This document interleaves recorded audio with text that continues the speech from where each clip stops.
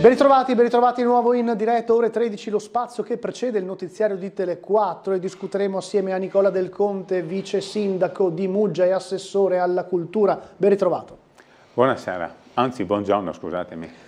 Tra Beethoven Fest e la segna estiva, perché Muggia sì, si sta preparando per l'estate, avete veramente un sacco di cose di cui occuparvi come ogni estate, però è andata molto bene, sta andando molto bene, perché oggi la giornata clou, domani la conclusiva del Beethoven Fest, è iniziato il 29 maggio, sì. Ed è stato un successo perché è una prima edizione, un'edizione zero se così vogliamo dire di fatto, la casa ha tantissime visite. Come sta andando? L'ho già detto io, però lo dica lei. Sta andando molto bene, oltre la mia aspettativa, devo dire, perché non sono manifestazioni che muovono foglie oceaniche, è ovvio, però abbiamo veramente sold out in tantissimi eventi, abbiamo più di una ventina di cose da fare in 4 giorni, quindi sono veramente tante. Oggi è la giornata clou, se vogliamo, perché uniamo cultura e territorio. Ecco, cominciamo alle 15. Con una conferenza assieme al pianista Pietro De Maria, che ci sarà questa sera alle 20:30, che è il momento più importante, diciamo, del festival, ma ci sarà anche un musicologo importante, Jens Dufner, che arriva direttamente dalla Beethoven House di Bonn, il centro mondiale degli studi sulla musica di Beethoven, che viene a Muggia, cioè è una cosa veramente importante che ci onora. Tra l'altro la Beethoven House di Bonn è partner di questo progetto. Sì. Alle 16:30 poi ci sono i laboratori Musica e Benessere per over 65 famiglie, perché in questo progetto c'è anche una grande attenzione al sociale, perché Muggia è un comune dementia friendly, quindi c'è tutto un discorso particolare. E ovviamente c'è anche il momento per i bambini. Alle 17 c'è Beethoven nelle Cali, quindi suoniamo tra Calle Pancera, Calle De Bernardis, la chiesa di San Francesco, poi alle 19 arriviamo in piazza con la Civica Orchestra Fiati di Trieste, in questo caso ma diretta da un mugesano, Matteo Firmi, che ci farà ascoltare la Sinfonia numero 1. Quindi un pomeriggio musicale veramente importante tra il quartetto New Era. E poi abbiamo anche sempre cultura e territorio, abbiamo i nostri produttori di vino che saranno lì presenti tutti e 5 per darci questo assaggio anche. Sto anche facendo vedere, vice sindaco, sì, la pagina del comune di Muggia, perché è tutto indicato sul Beethoven Fest, sì, e quindi anche per chi volesse essere informato all'ultimo anche per questo pomeriggio e domani, insomma andando sul sito del comune di Muggia ci si può interfacciare con l'evento, c'è anche il QR code che sì, fa appunto attraverso il telefonino, si può avere appunto la mappa e tutto quanto su internet, tutto quanto accessibilissimo, c'è l'infopoint anche aperto, quindi nessuno prenda paura che non c'è solo internet, abbiamo anche la vecchia maniera, però insomma e domani continuiamo oltretutto perché ci sono 2 visite, perché poi io non le ho citate, ma in tutto questo c'è anche la visita dedicata con concerto dentro la casa beethoveniana. Domani tra l'altro abbiamo anche il nostro mugesano, un pianista mugesano, Emanuele Savron, che suona all'interno della casa. Ecco, quindi anche veramente una chicca questa. Molto suggestivo. Sì, bellissimo, veramente bellissimo. Se l'aspettava questo richiamo così importante? Era un esperimento o andavate a colpo sicuro? Ma questo in realtà è il 3° anno che io ho avuto una Visalia l'altro anno, nel momento in cui abbiamo fatto assieme alla casa questa partnership per portare una loro mostra fuori dalla casa al Museo Carà, in occasione dei 200 anni dalla prima esecuzione della 9ª sinfonia. È stato veramente un momento importante, ma una valanga di gente è venuta in 15 giorni, più di 1000 persone. In 15 giorni venire a Muggia su questo tema non è cosa proprio così semplice, e lì ci siamo accorti che potevamo fare ancora di più. Ecco, ci hanno dato una grandissima mano ovviamente la Regione Friuli Venezia Giulia, perché ci finanzia assieme ai proventi della tassa di soggiorno, perché qui ci sono anche i soldi della tassa di soggiorno, quindi veramente un misto pubblico-privato livello corale, direi, come facciamo spesso le cose a Muggia, che è una comunità che risponde sempre a grande su queste cose. Sì, eh sì.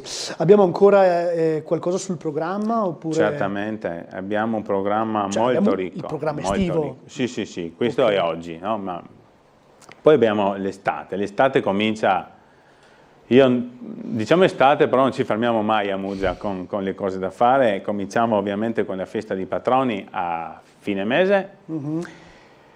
Il 27 giugno, i patroni sono il 26, il 27, altra cosa importante, al Museo Carà alle 18 inauguriamo Restituzioni, opere su carta dalla collezione d'arte del Comune di Muggia.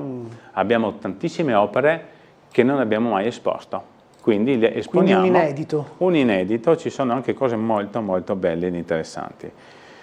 Sempre da quel giorno fino al 29 giugno c'è la festa barocca, perché anche musica barocca abbiamo questo focus durante l'anno, ci sono i concerti in Duomo, i concerti in Chiesa di San Francesco, poi il giorno 29 dalla Chiesa di San Francesco fino in piazza ci sarà la sfilata dei gruppi folcloristici delle comunità istriane e degli italiani dell'Istria, sia croata che slovena, che sono già 3 anni che facciamo.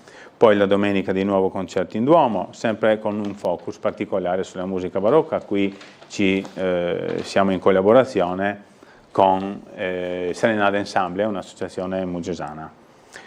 Dal 2 al 6 di luglio, cominciamo con luglio, la 9ª edizione del Basker Festival, il Muia Basker Festival, che da 9 anni, circo contemporaneo, un sacco di cose. Siamo abituati a mandare le immagini che raccontano proprio anche, vabbè, a parte i ragazzi, i bambini, i giovani, però insomma tutti davvero partecipano con gli artisti a questa grande festa. E questa è anche una cosa che va avanti a 9 anni, siamo contenti, c'è anche un grande spazio in Alto Adriatico che viene usato per il villaggio del festival, insomma andate anche qui, non vi sto a citare tutto perché non finiamo, c'è tutto su internet, c'è dappertutto, insomma trovate tutte le informazioni. Cosa invece che è un po' nuova quest'anno, i prossimi 3 weekend di luglio, quindi dall'11 di luglio partiamo e finiamo praticamente al 20-27, quindi tutto il mese. Venerdì, sabato e domenica abbiamo il venerdì dedicato alla musica classica, il sabato dedicato alle tribute band, di cui è una sorta di piccola tradizione che abbiamo, e la domenica è per le nostre bande, quindi c'è anche qua una grande attenzione al nostro territorio, alla nostra gente, al nostro folklore, che poi è la nostra cultura identitaria più forte. Cominciamo venerdì 11 luglio, la magia del pianoforte. Qui ci dà una mano dal punto di vista progettuale l'associazione musicale Aurora Ensemble, anche qui un grande muggesano, Romolo Gessi, direttore proprio muggesano, quindi mi fa veramente un grande piacere. Ritorna Emanuele Savron con la magia del pianoforte. Sabato 12 luglio comincia il Muggia Tribute Festival, quindi un focus particolare su Pino Daniele, un omaggio a Pino Daniele con questo gruppo che è Blues Metropolitano. Domenica 13 luglio, bentornate bande, il concerto della Filarmonica di Santa Barbara. Il weekend successivo, sempre a cura dell'Associazione Musicale Aurora Ensemble, Hollywood Music, le grandi colonne sonore, quindi la musica classica che incontra il cinema, quindi musica con l'orchestra da Camera del Friuli Venezia Giulia. Il sabato di nuovo le tribute band con i Starfish Coldplay Tribute, quindi un po' più giovane, un po' più movimentata la serata, come piace fare a noi a Muggia, d'altronde. Di nuovo le bande la domenica con la compagnia Ongia. Poi abbiamo il venerdì 25 luglio, un grande ritorno questo, Operetta con Brio. Sono tanti anni che non facevamo questo filone. Che riportiamo un pezzo di tradizione, diciamo. Sì, con un grande amico, Andrea Binetti, e ovviamente la muggesana Marzia Postonia, e qui ringraziamo l'Associazione Internazionale dell'Operetta del Friuli Venezia Giulia, che sarà con noi in piazza quel giorno per veramente una serata che attendiamo da tanti anni a Muggia, devo dire. E poi sabato il 26 luglio non potevamo che non finire con gli ABBA, no? Con la tribute band degli ABBA. E domenica 27 invece l'orchestra Vice Trieste, che ha sede a Muggia però, ci delizia con le musiche tradizionali triestine. Quindi ce n'è per tutti i gusti. Poi andiamo avanti, perché se vuoi perché c'è anche avanti. il mese di agosto, immagino. Il mese di agosto, che è un altro mese bello, a parte caldo in ogni senso. Il 1° agosto intanto partiamo, riproponiamo Malvasia in Porto, che facciamo a Porto San Rocco, quindi un focus sul vino Malvasia, che è il vino istriano per antonomasia, quindi, e non solo, perché abbraccia tutto il Mediterraneo. Dal 6 al 17 agosto c'è a Muggiavecchia la festa della Madonna d'Agosto. A parte il momento religioso, c'è tutta una serie di concerti, tra cui quello che sosteniamo in qualche modo noi è il concerto dell'orchestra, come comune, il concerto dell'Orchestra Fiati Città di Muggia, ma vengono bande da Gorizia, vengono bande dalla Repubblica Ceca, ci sono conferenze, ci sono esibizioni di danza, insomma veramente e poi in un posto che è meraviglioso, perché qui parliamo dell'area attorno al santuario di Muggiavecchia. Vado avanti con ovviamente il clou dell'estate muggesana, che è, guarda caso, il carnevale estivo, dall'8 al 15. Faremo ampio reclamo delle serate, insomma, che sono ormai una tradizione che va avanti da 40 anni, e a cura ovviamente delle associazioni delle compagnie del carnevale. Voglio solo ricordare il 9 agosto la Carnival Run e il 10 agosto la Vogada Mata, che è il clou dell'estate. Ecco.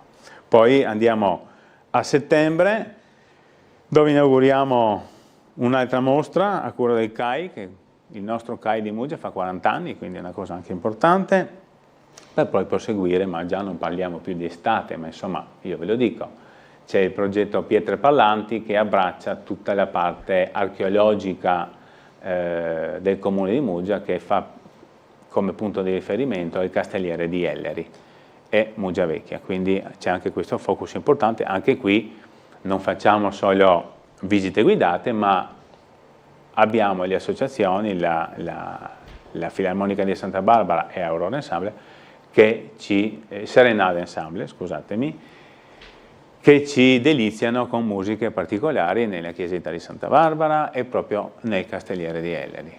E si cerca di valorizzare in questi mesi tutto il territorio, dando spazio alla tradizione, ma anche alle innovazioni, no? Perché riuscite a richiamare anche tanti giovani che poi anche magari loro si innamorano giustamente della tradizione, però insomma c'è gusto un po' per tutti, no? C'è un gusto per tutti, è pensata un po' per tutti, è pensata per chi vuole una cosa più raccolta, più culturale, e anche per chi vuole far festa, perché a noi piace anche fare festa, quindi abbiamo veramente per tutti i gusti. E poi c'è sempre un occhio di attenzione al fatto che siamo veramente diventati una città con un potenziale turistico enorme e di cui abbiamo cominciato a vedere i frutti.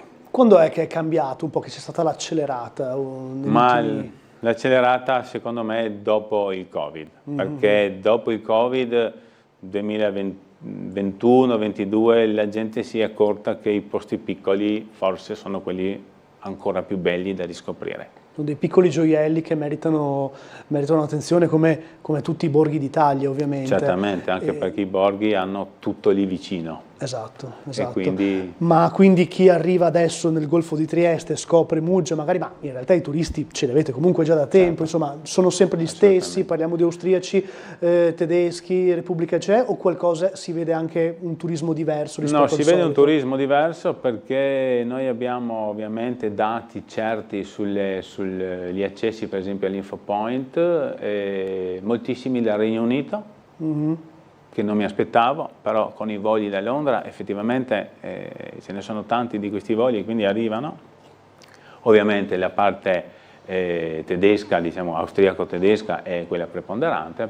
Ci sono tantissimi italiani che vengono, non si sa bene perché, dalla Lombardia. Quindi i più gettonati sono i lombardi che arrivano a Muggia, quindi sono i secondi, però i primi sono quelli dall'area tedesca, diciamo, di lingua tedesca. Va bene, Vice Sindaco, io la ringrazio che ha illustrato anche il programma a beneficio di tutti i cittadini che appunto hanno potuto ascoltare cosa c'è in programma a Muggia in questo periodo. Nicola Del Conte, grazie e buon lavoro. Grazie. Grazie a voi per averci seguito, rimanete con noi perché dopo la pausa pubblicitaria c'è il TG di Tele4 con tutte le notizie della mattinata, fra poco.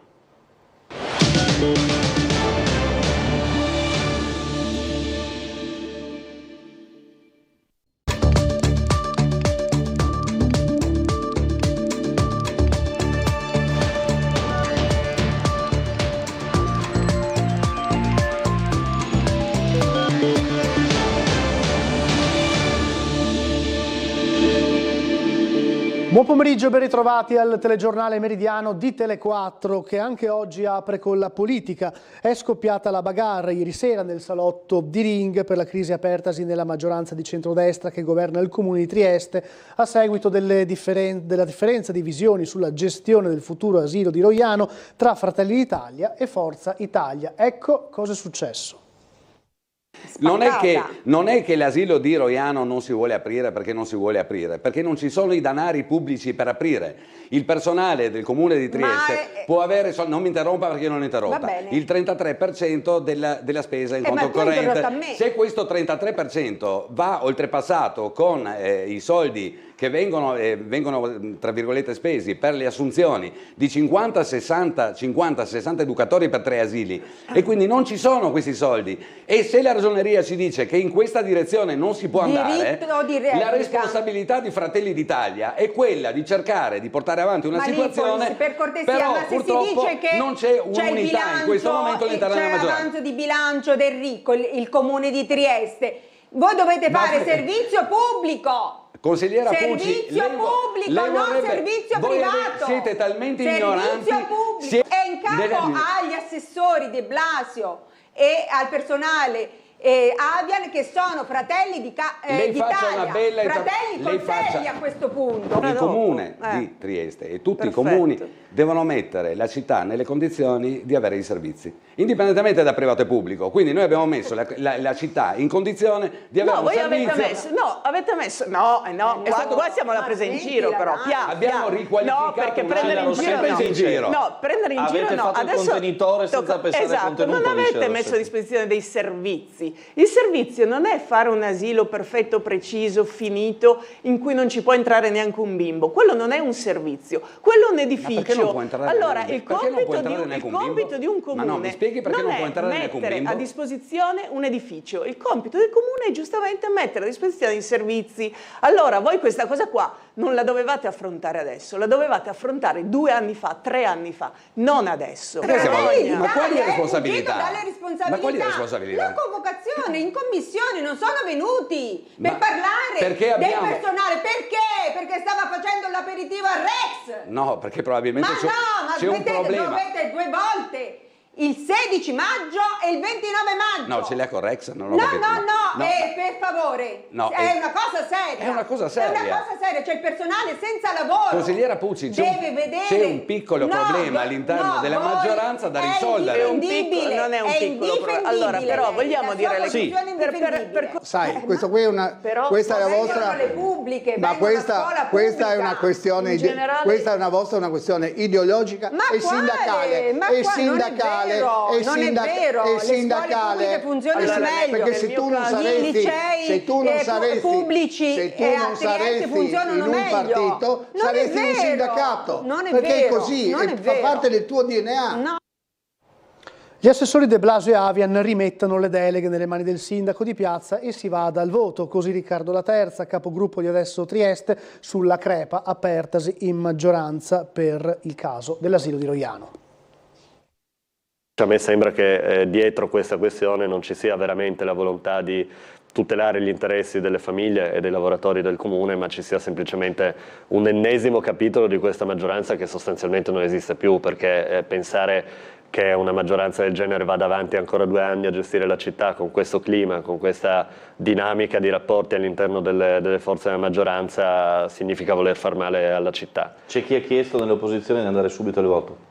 Beh, diciamo che noi siamo pronti, ecco, nel senso che se la logica vorrebbe che se Fratelli d'Italia oggi dice non siamo d'accordo con questa proposta e non vogliamo, non ne siamo noi i genitori, 1 o 2 che sia, diciamo non ne siamo noi i genitori, logica vorrebbe che gli assessori De Blasi e Avian rimettessero le proprie deleghe al sindaco, perché sono i due direttamente implicati nella scelta di privatizzare l'asilo di Roiano anziché continuare a gestirlo come vengono gestiti gli altri asili. Ripeto, la questione si sta verificando sull'asilo di Roiano, ma ci sono tanti altri capitoli aperti che riguardano la qualità della vita di chi abita a Trieste, che è impensabile che vengano gestiti da una maggioranza che gestisce così i problemi politici. Ovviamente sarebbe molto meglio andare al voto, non so se succederà, non dipende direttamente da noi. Quello che posso dire è che noi come Adesso Trieste siamo pronti, stiamo già lavorando e già da tempo lavoriamo a costruire un programma condiviso anche con le altre forze di opposizione, a partire da quello che abbiamo proposto anche in Consiglio Comunale in più occasioni. Pensiamo in generale che chiunque verrà dopo questo mandato dovrà veramente ricostruire su delle macerie che vengono lasciate dietro da questa gestione sconsiderata della città in tanti ambiti. Risolvere l'incomprensione e aprire quanto prima l'asilo di Roiano, così l'assessore comunale all'educazione Maurizio De Blasio, che ha risposto anche alla consigliera Pucci del Partito Democratico circa l'accusa di aver disertato volontariamente la commissione dedicata proprio all'emergenza degli organici nel settore dei nidi comunali. Assessore De Blasio, ieri sera a Ring la consigliera Pucci del PD l'ha accusato di aver disertato 2 volte le commissioni convocate per la questione personale, carenza di personale nei nidi triestini, e l'ultima volta di essersi intrattenuto con il suo segretario politico Giacomelli al bar invece di andare in commissione. Allora, nulla da nascondere, ho chiesto io alla Presidente il posticipo della data della commissione senza imporre nulla, e quando è stato concesso la mia giornata lavorativa al netto di quell'orario poi si è svolta regolarmente, come del resto oggi che sono qui nonostante gli uffici siano chiusi. E nel mio lavoro è normale che io incontri, tra l'altro alla luce del sole, il segretario comunale del mio partito. Il mio mandato mi chiede di assumermi la responsabilità di decidere le cose che posso chiedere di rimandare o di rimandare. Io cerco di tener conto di tutti gli elementi, non posso tener conto però del desiderio di visibilità o di protagonismo di taluni. Ovviamente i cittadini si chiedono, al di là della bagarre politica, l'asilo di Roiano in autunno riuscirà finalmente a ospitare i bambini in una forma o nell'altra? Allora, su questa questione noi siamo al lavoro da sempre, e quando parlo dell'asilo di Roiano premetto sempre la parola responsabilità. I nostri mandati ci chiamano a fare ciò che serve alla città e non ciò che piace. Perseguiamo una politica che non sia condizionata dal timore di perdere qua o là qualche preferenza. Il nostro obiettivo è quello di risolvere questa incomprensione e poter aprire il nido di Roiano il prima possibile. Di fatto si riaccende la rotta balcanica, perché è arrivata la notizia di altri 9-8 passeur arrestati nel giro di solamente una settimana. Trasportavano 28 migranti di diverse nazionalità. Continua anche la tratta di cinesi e turchi. Vediamo. Arrestati dalla Polizia di Frontiera di Trieste 9 passeur in una sola settimana. I trafficanti di esseri umani hanno cercato di far entrare in Italia 28 migranti irregolari. Riprende vigore la rotta balcanica, 4 gli arresti nella sola giornata del 12 maggio, 3 dei quali in flagranza di reato e uno in esecuzione di un mandato di arresto emesso dalla magistratura tedesca. Si tratta di un cittadino georgiano di 48 anni. Invece i favoreggiatori dell'immigrazione clandestina fermati, di nazionalità croata, georgiana, kosovara, portoghese, serba, turca, ucraina, di età compresa fra i 22 e i 67 anni, stavano portando in Italia migranti provenienti da Cina, Egitto, Georgia e Turchia, di età compresa fra i 16 e i 55 anni. Un minorenne non accompagnato è stato affidato a una struttura della città. Uno dei passeri arrestati è stato trasferito al carcere di Gorizia, gli altri al Coroneo di Trieste. Tutti i veicoli utilizzati per il trasporto illegale dei migranti sono stati posti sotto sequestro. Allora, dovremmo essere pronti adesso a collegarci con la sala operativa della Polizia Locale. Lionello Schillani, ispettore superiore, collegato con noi al telefono, che saluto e ringrazio. Buongiorno. Sì, buongiorno a lei e a tutti i telespettatori. Prego ispettore, che novità da questa mattina? Sì, allora mattinata trascorsa con interventi di routine. L'unica nota da segnalare sono state delle ripercussioni del traffico sulle rive per il problema del Parc San Giusto, si forma la colonna, eravamo sul posto per cercare di fluidificare la viabilità, ma abbiamo avuto delle piccole ripercussioni, soprattutto sulla Teatro del Romano e sulla via Mercato Vecchio. Consigliamo chi deve raggiungere Corso Italia o via Filzi di percorrere le rive passando Piazza Unità e poi imboccare via Canal Piccolo, evitando quindi il tappo che si forma sulla Teatro Romano per questo problema. Comunque eravamo sul posto, adesso la situazione si è normalizzata, il traffico è regolare. Le rive che saranno, diciamo, il centro di interesse per tutto il weekend per quanto riguarda la viabilità. Inizieremo questo pomeriggio perché è previsto in città un corteo che interesserà appunto le rive. I manifestanti si ammasseranno intorno alle ore 16 in piazza San Giovanni, percorreranno poi, dovrebbe essere la partenza 16:17 circa, lungo la via Imbriani, scenderanno a via Mazzini, interesseranno appunto le rive in direzione Ottaviano Augusto per terminare davanti all'Ausonia in riva Traiana. Non abbiamo ancora contezza se impegneranno solo la direttrice verso appunto Campomarzio o entrambe le rive verranno bloccate. Questo dipenderà dal numero dei partecipanti e dalle disposizioni che verranno fornite dal funzionario dell'ordine pubblico della questura, quindi potrebbe esserci anche una chiusura totale delle rive. Ribadisco che rimarrà aperta via Carducci, quindi come asse principale di transito.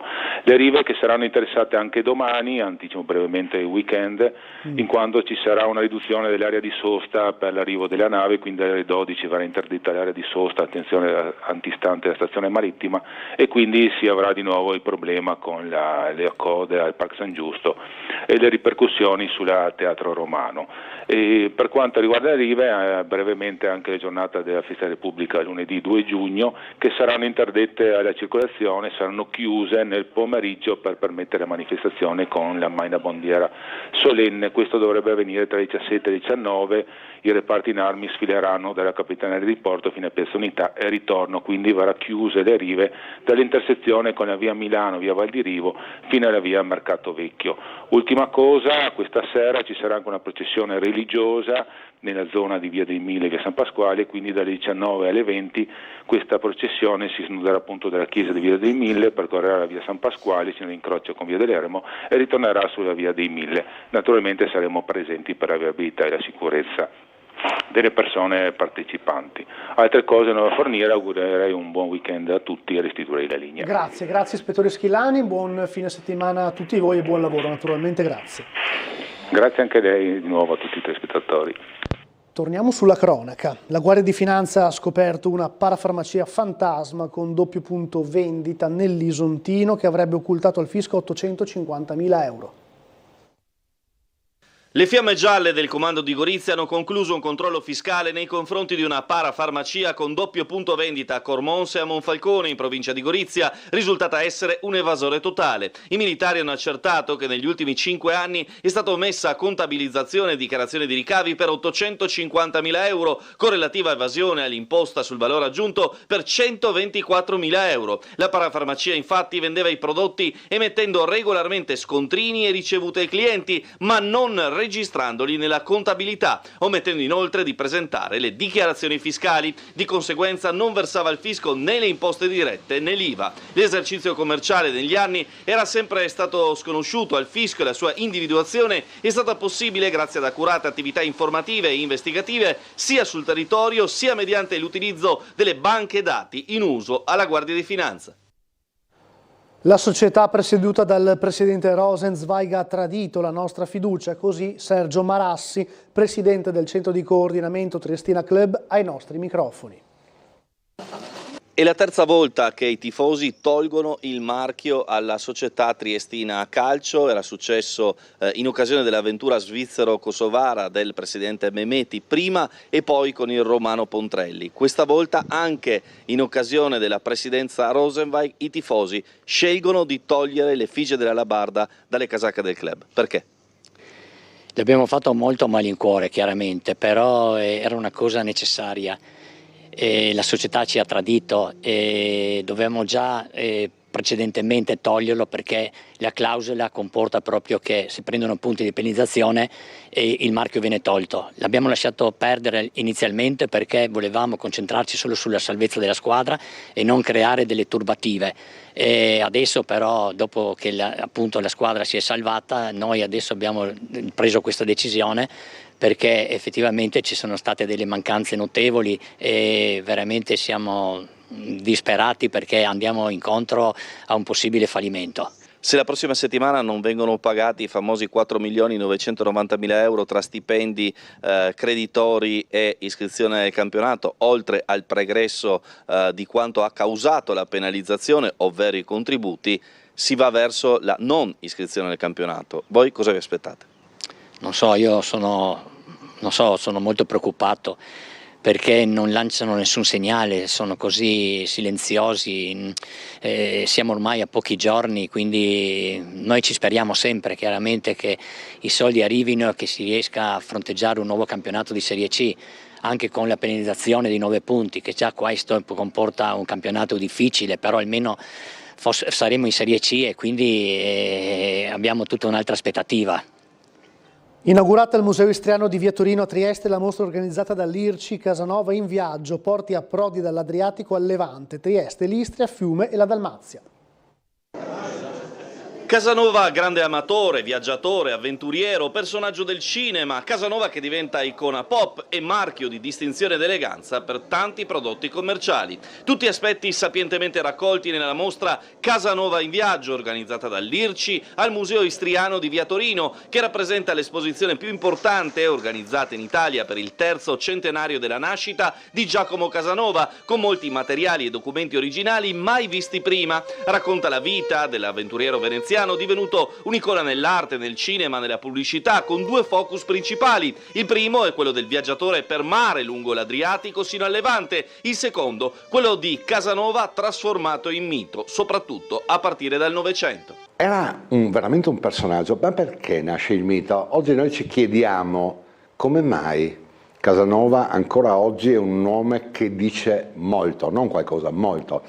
Probabilmente Casanova è stato più fortunato in morte che in vita, nonostante la sua vita sia stata particolarmente complessa, avventurosa, mille siano state le sfaccettature di quella che è stata la sua esperienza in 1000 settori. Basta pensare alla fuga dei piombi, no?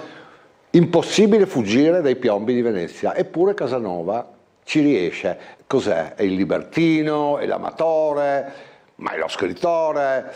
In realtà Casanova è stato tante cose, ma è stato tante cose che poi in quella che è l'immagine che traspare nel tempo non emergeranno mai. Economista, in qualche modo scienziato, storico. Tant'è vero che lo mettiamo in parallelo con situazioni di eminenze istriane del Settecento, e l'esempio più eclatante è quella figura di Gian Rinaldo Carli, forse il più illustre personaggio del Settecento istriano, il grande economista che conoscerà Casanova, con cui avrà a che fare, perché poi Casanova sarà coinvolto anche in situazioni di Stato, in Stati europei, per risollevare le finanze di questi Stati. Sicurezza stradale e supercar storiche possono convivere. La dimostrazione della bontà del connubio e del conseguente messaggio alla popolazione è stata testimoniata dalla doppia manifestazione promossa dall'Automobile Club d'Italia, sezione di Trieste, andata in scena in Piazza Unità. Alcune fra le fuoriserie più belle d'Italia è l'attenzione a incentivare la sicurezza stradale. Auto storiche e attenzione alla guida vanno a braccetto in Piazza dell'Unità con la 5ª edizione del concorso d'eleganza e sportività Città di Trieste e l'edizione 2025 di Trieste for Safety FVG, entrambi promossi dall'ACI. Non solo un concorso d'eleganza che stiamo assistendo meraviglioso, che è il 5° Città di Trieste. Abbiamo la Mid European Race che sta correndo 600 km in Friuli Venezia Giulia, che arriverà stasera, ma in aggiunta ci abbiamo messo la sicurezza, forse il tema che ha la maggior priorità, direi, con quello che succede oggi, quello che siamo abituati a sentire e a leggere sui giornali, queste disgrazie quotidiane che mi va di dire e sottolineare che molto probabilmente il problema siamo veramente noi che guidiamo, dobbiamo stare più attenti, non ci sono mezzi termini, questi telefonini dobbiamo abbandonarli in macchina, questo bicchiere in più dobbiamo farcene una ragione che non va preso, cioè ci sono tutta una serie di cose che dobbiamo analizzarle. Qui in Piazza Unità d'Italia abbiamo l'occasione per anche fare delle simulazioni sul tema, abbiamo ovviamente delle possibilità di mettere degli occhiali per capire che cos'è che succede quando bevi un bicchiere in più oppure non lo reggi e capire che devi essere consapevole che non devi montare in macchina a guidare se sei in quelle condizioni. ACI vuole conservare e preservare il patrimonio storico delle auto, le radici e il ricordo, ma vuole anche raccontare e dire a tutti i nostri fruitori della mobilità che sicurezza può essere conciliata con velocità e con educazione stradale. Oggi siamo qui anche con il presidente Novacco di ACI Trieste per la sua iniziativa di sicurezza. ACI è tra le finalità statutarie quella della sicurezza stradale e dell'educazione stradale, con il progetto Ready to Go, con le nostre strutture di guida sicura. Piazza Unità d'Italia si è trasformata in uno spazio aperto alla cittadinanza per parlare di sicurezza stradale con attività esperienziali, simulatori, incontri e dimostrazioni, tutti con un obiettivo comune: mettere al centro il comportamento umano come principale causa di incidentalità. Trieste for Safety è un progetto dell'Automobile Club di Trieste con il sostegno della Regione Friuli Venezia Giulia, caratterizzato fin dall'inizio dalla slogan "E se il pericolo fossi tu", presente su autobus, spot TV e social, opuscoli e incontri nelle autoscuole. Bene, tutto dal telegiornale meridiano di Tele4, grazie per averci seguito. Prossimo appuntamento con le notizie alle 19:30. Buon pomeriggio.